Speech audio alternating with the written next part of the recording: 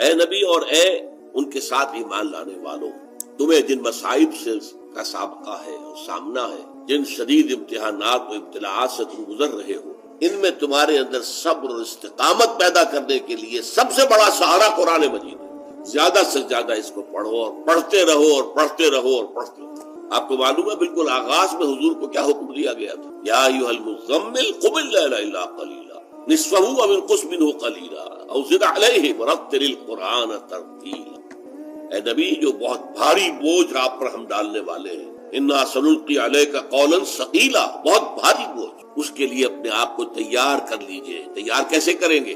ڈنڈ بیٹھ کے نہیں نکالنی ہے، یہاں پہلوانی درکار نہیں ہے، جسمانی پہلوانی۔ یہاں کیا ہے؟ وہ روحانی قوت جو قرآن مجید کی بنیاد پر وجود میں آتی۔ لہذا راتوں کو آپ جاگتے رہا کیجئے سوائے تھوڑے سے حصے کے، یعنی آدھی رات یا اس میں سے کچھ کم کر لیں، یعنی تہائی رات، یا زیادہ کریں 2/3 رات۔ ورتل القرآن ترتیلا، اور پڑھتے رہیے قرآن کو ترتیل کے ساتھ، ٹھہر ٹھہر کر، رک رک کر۔ یہ اصل میں ترتیل ہے کہ جس سے کہ در حقیقت تاثیر جو ہے وہ جذب ہوتی۔ آپ کو معلوم ہے تیز بارش اتنی مفید نہیں ہوتی زراعت کے لیے جتنی کہ ہلکی ہلکی ہلکی ہلکی مسلسل زیادہ دیر تک بارش ہو، اس لیے کہ وہ جذب ہوتی جائے گی، جذب ہوتی جائے گی، جذب ہوتی، اور تیز بارش کا ریلا آئے گا وہ بہ جائے گا۔ لہذا قرآن کو تھوڑا تھوڑا رک رک کر پڑھنا۔ الحمدللہ رب العالمین۔ اب رکو، غور کرو کیا کہا ہے، کیا الفاظ ہے، کیا معنی۔ الرحمن الرحیم، پھر رکو، سوچو کیا پڑھا، کیا الفاظ ہے،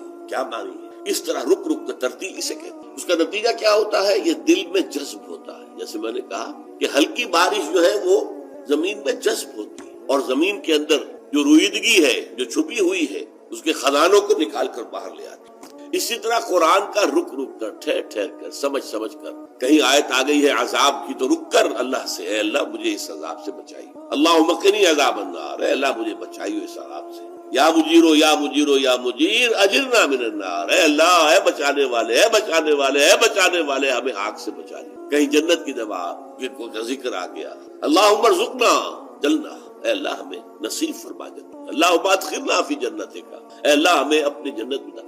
یہ ہے رفتہ رفتہ ساتھ ساتھ وہ کیفیات بھی وارد کرنا اپنے اوپر۔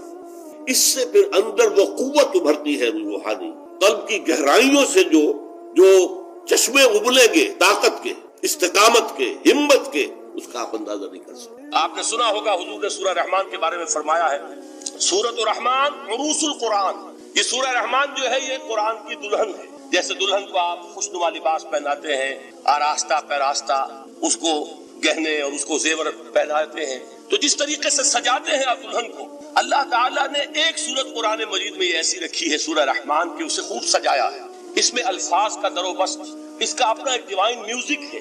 وہ تو اللہ تعالیٰ قراء جو ہے خاص طور پر مصر کے قراء، اللہ تعالیٰ ان پر رحمت نازل فرمائے، ان کی خطاؤں سے درگزر کرے۔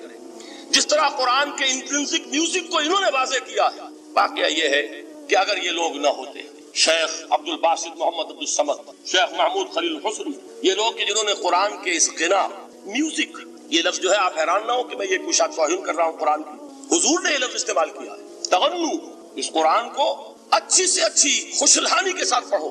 من لم یتغن بالقرآن فلیس منا، جو قرآن کو بہتر سے بہتر انداز میں، اچھی سے اچھی آواز میں، خوشلحانی کے ساتھ پڑھنے کی کوشش نہیں کرتا، وہ ہم میں سے نہیں ہے۔ بلکہ ایک مرتبہ حضور رات کے وقت آپ گشت پر تھے اپنے ساتھیوں کے حالات معلوم کرنے کے لیے۔ حضرت ابو موسیٰ اشعری رضی اللہ تعالیٰ عنہ ایک صحابی ہیں، ان کے گھر کے پاس سے گزر ہوا، وہ رات کو تہجد پڑھ رہے تھے، کھڑے ہوئے کیف کے عالم میں قرآن تلاوت کر رہے ہیں۔ حضور کو بہت پسند آئی ان کی قرات، کافی دیر تک وہاں کھڑے سنتے رہے۔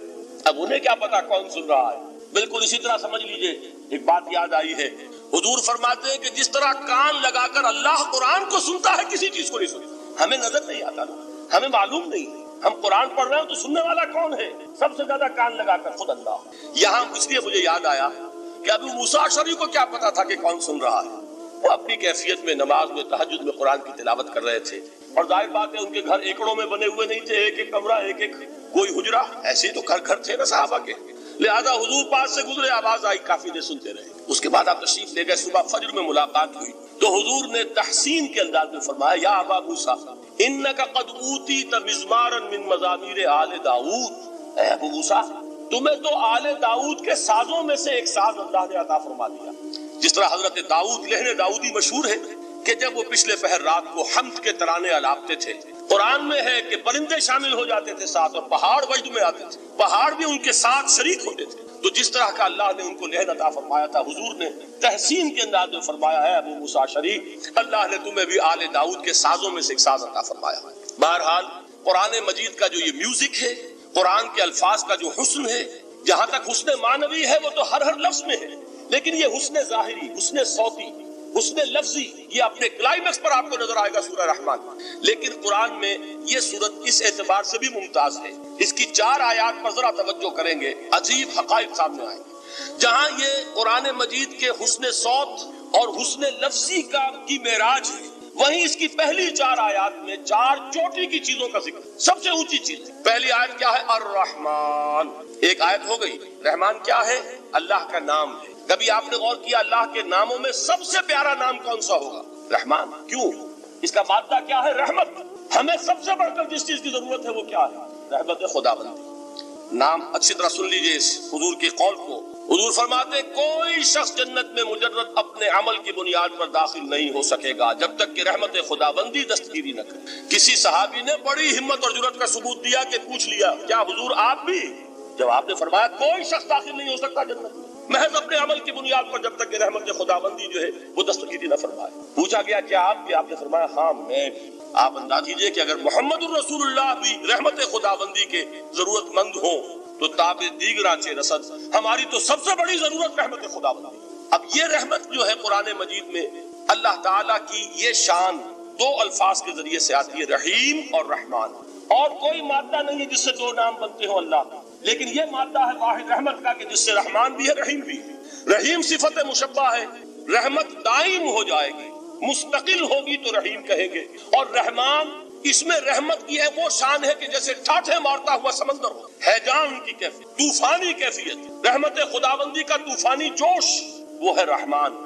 آپ تو رہتے اس علاقے میں ہیں، آپ کو معلوم ہے عرب اگر بھوکا مرا جا رہا ہو تو کیا کہے گا؟ انا جوعان. پیاسا مرا جا رہا ہو انا عطشان. بہت غضبناک ہوگا غضبان. غضبان آصفہ قرآن میں آیا، بہت غضبناک. رحمان جس کی رحمت جو ہے جوش میں ہے، ٹھاٹھے مارتے ہوئے سمندر کے معنی. تو یہ اللہ تعالیٰ کے ناموں میں سب سے پیارا نام. اب آگے چلیے. الرحمن علم القرآن. رحمان نے قرآن سکھایا. رحمت خداوندی کا سب سے بڑا مظہر، رحمان کی رحمانیت کا سب سے بڑا مظہر قرآن ہے. ان میں جو منطقی ربط ہے اس کو سمجھتے جائیے.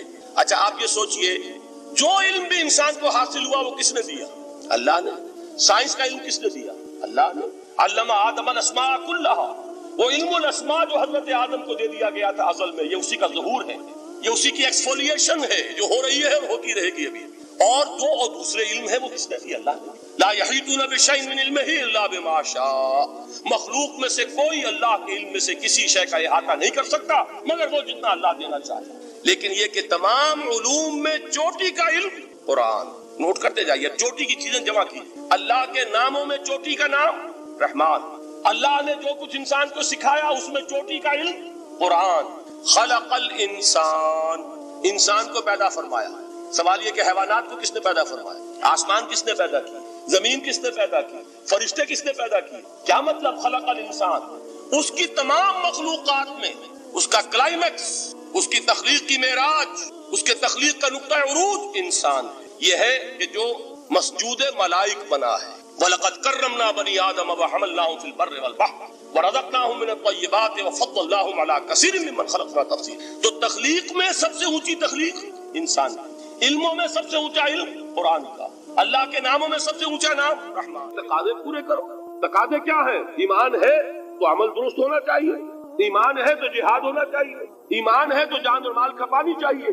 تو جو ایمان دوسرے لوگ جس طرح لائے ہیں، حمزہ بھی تو ایمان لائے ہیں، آخر ان کا راستہ تمہیں نظر نہیں آ رہا؟ ابو بکر ایمان لائے ہیں، ان کی طرح ایمان لاؤ.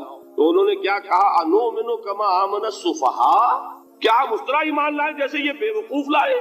سفیہ کا لفظ تو سبھی جانتے ہیں.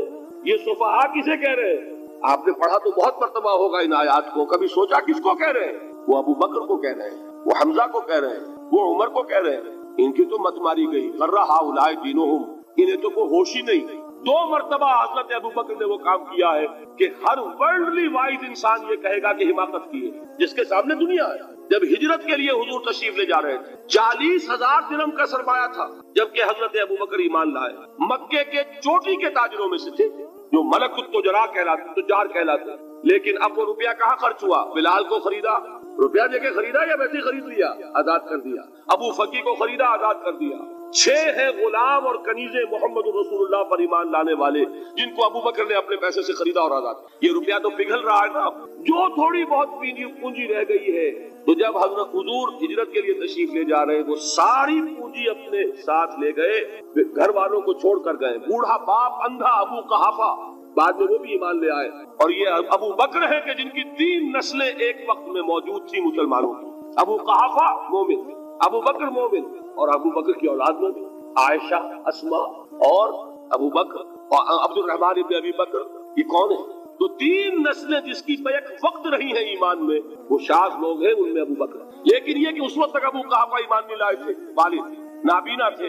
तो वालिद है, बेटियां हैं, हजरत आयशा, हजरत अस्मा, हजरत रज़ी अल्लाह ताला अन्हुमा, बीवी है। कुछ नहीं छोड़ के गए, एक पैसा। जब बाप को मालूम हुआ बेटा चला गया मोहम्मद के साथ सल्लल्लाहु अलैहि वसल्लम, सख्त गुस्से में है, बेटे ताब में है। अब हमारा कौन वाली वारिस होगा? कौन है हमारी खबरगिरी करने वाला? बेटियों से, पोतियों से अपने पूछते, कुछ छोड़ के भी गया कि नहीं? उन्होंने कहा हाँ अब्बा जान। क्या किया उन्होंने? कभी पढ़े हैं वाकयात? कुछ कंकड़ रोड़े लिए, एक कपड़े में पोटली बनाई और अंधे दादा का हाथ ऊपर फिरवाया। देखिए दादा जान, ये छोड़ गए हैं, ये माल है, ये सोने और चांदी के सिक्के हैं, अब्बा जान हमें ऐसे नहीं छोड़ कर गए। वाकया क्या है कि एक पैसा नहीं छोड़ा अबू बकर ने घर वालों के लिए, सब कुछ ले गए कि क्या पता मोहम्मद के साथ जा रहा हूँ, किस वक्त क्या जरूरत पेश आ जाए सरकार। तो ये कोई अक्लमंदी की बात है? अपने अपने गरीबानों में झांकी, आप ये अक्लमंदी करेंगे? कहे चाहे ना, ये बात दूसरी है। लेकिन ये कि इसको कौन हम में से अक्लमंदी कहेगा? इसी तरीके से जब ग़ज़वा तबूक का वक्त आया, वो वाकया तो बहुत मशहूर है। हजरत उमर फरमाते हैं कि उस जमाने में मेरे पास इत्तेफाकन पैसा बहुत था। मैंने ये सोचा दिल में कि इस मरहले पर तो मैं अबू बकर से बाजी ले जाऊंगा। मुसाबकत उनमें भी थी, लेकिन नेकी की मुसाबकत, खैर की मुसाबकत, इन्फाक फी सबीलिल्लाह की मुसाबकत। तो मैंने सोचा कि मैं बाजी ले जाऊंगा। मैंने क्या किया, कुल दौलत जो थी उसके 2 हिस्से किए। एक हिस्सा घर रखा और एक लाके हुजूर की खिदमत में पेश कर दिया। हुजूर ने पूछा कि उमर घर वालों के लिए कुछ छोड़ा? कि जी हाँ, निस्फ किया मैंने, निस्फ अल्लाह की राह में हाजिर है, निस्फ छोड़ा है। ठीक है। अब वो आए अबू बकर, पूछा हुजूर ने अबू बकर घर वालों के लिए कुछ छोड़ा? कि नहीं, सिद्दीक के लिए है खुदा का रसूल, बस। घर में अल्लाह और उसके रसूल के नाम के सिवा कुछ नहीं थे। यही है ना, परवाने को चिराग है, बुलबुल को फूल, बस। और सिद्दीक के लिए है खुदा का रसूल, बस। मुझे घर वालों के लिए कुछ नहीं चाहिए। ये काम जो है, तो ये जिनका हम इस वक्त जिक्र पढ़ रहे हैं, मुनाफिकीन, उनके नजदीक हिमाकत थी या अक्लमंदी थी? ये समझदारी थी या बेवकूफी थी? वो है जो बात कह रहे हैं कि जब इनसे कहा जाता है ईमान लाओ भले लोगों की तरह, जैसे दूसरे लोग ईमान लाए हैं, तो क्या कहते हैं? अनुमिनु कमा आमन सुफहा अला इन्नहुम हुमुस सुफहा वलाकिन ला यअलमून। आगाह हो जाओ, असल अहमक ये है, असल बेवकूफ ये है। इन्हें नहीं पता कि हकीकत क्या है, नफा क्या है, नुकसान क्या है। वो जो बात मैंने सूरतुल अस्र में बयान की थी, वल अस्र इन्नल इंसाना लफी खुस्र इल्ला लजीना आमनू व अमिलुस सालिहात व तवासौ बिल हक़ व तवासौ बिस सब्र। जिसके ज़हन और कल्ब पर ये सूरत कंदा हो जाएगी, उसके नजदीक अक्लमंदी ये है कि सब कुछ अल्लाह की राह में लगा दो। जिसके दिल में ये बात बैठी नहीं, उसके लिए अक्लमंदी ये है कि बचा बचा कर रखो, छुपा छुपा कर रखो, संभाल संभाल कर रखो। अक्लमंदी का उसमें तकाजा कुछ और, इसमें तकाजा कुछ और। लेकिन यहाँ भी फरमाया वलाकिन ला यअलमून, इन्हें अभी इल्म नहीं है इसका। इससे पहली आयत में भी फरमाया वलाकिन ला यशऊरून, इन्हें शऊर नहीं है। देखिए मैं आपको बता रहा था, ये वो गैर शऊरी निफाक है, ये बढ़ता चला जा रहा है। पहले झूठा बहाना था, फिर झूठी कस्में हुई, फिर दुश्मनी हो गई सादिकुल ईमान, जो जान और माल लगा रहे हैं, निछावर कर रहे हैं, परवाना वार अल्लाह पर, अल्लाह के दीन के ऊपर निसार कर रहे हैं अपने आप को। उनसे अदावत, उनसे दुश्मनी, उनका बुग़्ज़, ये 3rd स्टेज तक पहुंच गए। अब भी वो अपने आप को मुनाफिक नहीं समझते, वो समझते अक्लमंद तो हमें, ये तो बेवकूफ है हम है। असल में भाई समझ के चलना चाहिए, तेल देखनी चाहिए, तेल की धार देखनी चाहिए, दाएं बाएं से देखना चाहिए, हिफाजत का भी ख्याल होना चाहिए। ये सारी चीजें तो अक्लमंदी है ना दुनिया के एतबार से। तो वो तो उन्हें बेवकूफ समझ रहे हैं, अपने आप को मुनाफिक कहाँ समझेंगे? चाहिए ठीक है भाई, दीन भी चाहिए, लेकिन दुनिया की फिक्र भी चाहिए कि नहीं? ये आप कहते हैं कि नहीं कहते? ये तो बात आपने बहुत दफा सुनी भाई, ठीक है दीन भी होना चाहिए, लेकिन दुनिया भी तो होनी चाहिए कि नहीं? یہ ہے سمجھ دنیا کی، یہ ہمارے معیارات ہیں. یہی وجہ ہے کہ دین ذلیل سے ذلیل تر ہو رہا ہے. دین وہ جو میں نے حال ہی کے اشعار سنائے تھے کہ پستی کا کوئی حد سے گزر نہ دیکھے، اسلام کا گر کر نہ ابھر نہ دیکھے، مانے نہ کبھی کہ مد ہے ہر جذر کے بعد دریا کا ہمارے جو اتر نہ دے. یہ دریا چڑھا کب تھا؟ جب صحابہ کرام نے وہ فینیٹسزم جس کو آج ہم کہیں گے اس کا جب مظاہرہ کیا، اس کا ثبوت دیا، دامے دل میں سخنے جان مال تن دھن سب لگا دیا، تو اللہ کے دین میں بہار آ گئی، رونق آ گئی، دین کا غلبہ ہو گیا. اور جب ہم اپنے سمجھ کر رکھیں گے تو ظاہر بات ہے کہ اس کا تو پھر جو حشر ہوگا وہ وہی. دین میں کمزوری، ہماری دنیا جو ہے پھل رہی ہے پھول رہی ہے، دین جو ہے وہ کمزور ہوتا چلا. یہ ہے تھرڈ سٹیج اس نفاق کی کہ جس کے بعد اب کوئی امکان واپسی کا نہیں. یہ غیر شعوری نفاق جان لیجئے کہ یہ نہیں ہے کہ ماضی ہی ماضی میں تھا اب اس کا کوئی امکان نہیں. یہ نہ سمجھیے اب بھی یہ نفاق جو ہے، یہ میں بتا دوں آپ کو، ایک عام آدمی ہے، دین کا تقاضا ہی سامنے نہیں ہے، اسے پتہ ہی اتنا ہے کہ اللہ کے دین کا تقاضا نماز روزہ، وہ نماز روزہ کر رہا ہے، اس پر نفاق کا حملہ نہیں ہوگا. اس کو آپ کہہ دیں کہ اس کی سمجھ کم ہے، اس کا شعور کم ہے، اسے پتہ نہیں ہے، دین کے تقاضوں سے واقف نہیں ہے، وہ بچا ہوا ہے، وہ محفوظ ہے. وہ جو میں نے آپ سے کہا تھا پرسوں اور ایک صاحب نے جواب دیا مجھے بعد میں کہ آج آپ نے جو بات کہی ہے تو کل لوگ کم آئیں گے، آپ نے ڈرا دیا کہ یہ جو تقاضے دین کے سامنے آ رہے ہیں تو اس سے ذمہ داری بڑھ رہی ہے. اب جس نے سمجھ لیا ہے پھر پیچھے رہے وہ نفاق کے خطرے میں ہے، جسے سمجھ ہی نہیں ہے وہ پھر بھی کوئی نہ کوئی عذر پیش کر سکے گا کہ اللہ ان مولویوں سے پوچھ جنہوں نے ہمیں بتایا نہیں، انہوں نے تو دین کے تقاضے ہمیں یہ بتائے نہیں، انہوں نے تو ہمیں نور اور بشر میں چکر دے کے لڑائے رکھا، ان سے پوچھ. اصل سے مجرم جو ہے وہ یہ ہے. وہ واقعہ یہ ہے کہ کسی درجے میں بچیں گے کہ دین چاہتا کیا ہے، دین کے تقاضے کیا ہے، توحید کی حقیقت کیا ہے، شرک کی حقیقت کیا ہے. اس کی طرف اگر توجہ ہی نہیں دلائی جا رہی اور اس غریب کو پتہ ہی نہیں، اسے پتہ ہی صرف یہ ہے کہ کھڑے ہو کر سلام پڑھنے میں اتنا فائدہ ہوتا ہے، وہ پڑھ رہا ہے بیچارہ، لہذا اس کا معاملہ آسان ہے بنسبت اس شخص کے کہ جس کے سمجھ میں آ گیا ہو، بات اس نے پالی ہو. دین یہ چاہتا ہے، دین اپنا غلبہ چاہتا ہے. علامہ اقبال نے غالب پر ایک جو نظم لکھی ہے باغ درا میں ہے، اس کا ایک شعر بڑا پیارا ہے. گیسوئے اردو ابھی منت پذیر شانہ ہے، شمع یہ سودائی یہ دل سوزی یہ پروانہ ہے. یہ دین جو ہے یہ تو چاہتا ہے کہ اہل ایمان پروانہ وار اس شمع پر نثار جانے لگا گردنیں کٹوا دے. وَلَا تَقُولُوا لِمَنْ يُقْتَلُ فِي سَبِيلِ اللَّهِ أَمْوَاتٌ بَلْ أَحْيَاءٌ وَلَكِنْ لَا تَشْعُرُونَ. اور اگر اس سے پیچھے ہٹیں گے، قدم پیچھے ہٹا نہیں کہ نفاق کی زد میں آئے نہیں. وہ نفاق کی پہلی stage, second stage, third stage وہاں پہنچ گئے، واپسی نہیں. اس کے لیے ایک اور دو آیات میں چاہتا ہوں کہ اس سے اس حقیقت کو اور سمجھ لیں اچھی طرح تاکہ کوئی اشکال نہ رہ جائے. ایک آیت تو میں نے شروع میں پڑھی تھی، ایک نہیں ہے یعنی ایک جگہ سے سورہ عنکبوت، اور ایک آیت ہے سورہ حج کی، وہ میں نے شروع میں تلاوت نہیں کی. سورہ حج کی آیت دیکھیے، اس قدر پیاری آیت ہے. دوسرے رکوع کے اندر آپ کو آیت ملے گی، سورہ حج 17ویں پارے میں ہے، نصف کے بعد شروع ہوتی ہے، اور اس کے دوسرے رکوع وَمِنَ النَّاسِ، اور لوگوں میں سے کچھ ایسے بھی ہیں مَن يَعْبُدُ اللَّهَ عَلَى حَرْفٍ، جو اللہ کی بندگی کرنا چاہتے کنارے پر کھڑے ہو کر. ایک ہے منجدھار میں کودنے والے کہ ہر جباد آباد ماں کشتی درا بنداختے، جیسے کہ تاریخ نے کیا تھا، ادھر ساحل اندلس پر قدم رکھا، ادھر کشتیوں میں آگ لگا دی کہ کسی کے دل میں خیال ہی نہ آئے کہ واپسی بھی ہے، کوئی کسی کے ذہن میں سوال ہی پیدا نہ ہو کہ اب گھر واپس جانا ہے. تاریخ جو بر کنارہ اندلس سفینہ سو گفتند کارے تو رہے عقل و خرد خطاس. دیکھیے وہی عقل اور بے وقوفی والی بات آ گئی. لوگوں نے کیا یہ تاریخ کیا کیا، عقل مندی کی روح سے تو یہ غلطی کی تم نے. عقل تو یہ سکھاتی ہے کہ ذرا سنبھل کر چلو، جذبہ یہ کہتا ہے کہ نہیں، واپسی کا کوئی سوال. اس نے اقبال نے یہی نقشہ کھینچا ہے کہ بے خطر کود پڑا آتش نمرود میں عشق، عقل ہے